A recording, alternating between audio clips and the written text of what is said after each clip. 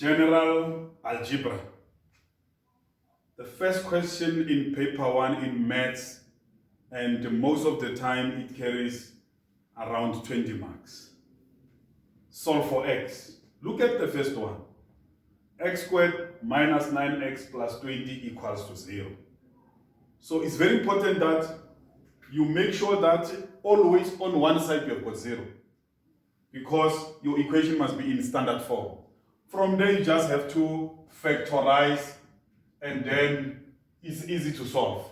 You get your roots. The second one, 3x squared plus 5x equals to 4. Same as the first one, transpose the 4 to the other side. You have got 0 on one side. From there, this is very important, correct to 2 decimal places, meaning you will have to use quadratic formula. Then from there, you are just going to substitute, and after the comma, you need to have 2 digits. Number 3, once you see exponents, make sure that you write whatever you have in exponential form. So it means I must first make sure that 64 is written in exponential form. Then because I'm solving for x, this coefficient I must divide by 2 on both sides. From there, I must multiply the exponents. To remove negative 5 over 3, I must multiply by negative 3 over 5. So you multiply the exponents by the reciprocal, so that at the end you have your x on one side. Number 4, the most important thing here is to remove the square root. So to remove the root, make sure that you square on both sides. And after squaring, you will ultimately arrive at number 1, a quadratic equation. And from there, you solve for x. You either use a quadratic formula or you can factorize. But the most important thing is that you have to check your answers, because once you have got the root, make sure that you substitute your answer both on the left and on the right. And if it does not hold, make sure that you indicate that one of the answer does not hold for the equation. Now, coming to number 5, here the key is the inequality. And one thing that I have to emphasize, make sure that on one side you have got 0, then you factorize.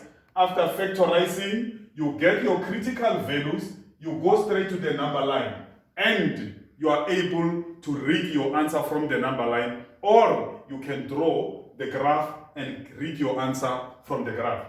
Number 6, if you look at this problem, the only challenge here is that you cannot straight away substitute into the value of a, because you are going to get an undefined. So make sure that you factorize, and after factorizing, one of the factors obviously is going to be a minus 1, and they are going to go to town, and you are going to remain with one factor. It's then now that you can substitute your a, and you get your answer straight away. Number 7, still you have got exponents. 3 exponent x plus 3, 3 exponent x plus 2. Make sure that you break it down, because 3 exponent x plus 3, it means 3 exponent x multiplied by 3 exponent 3. The same goes here. We are going to have minus 3 exponent x multiplied by 3 exponent 2.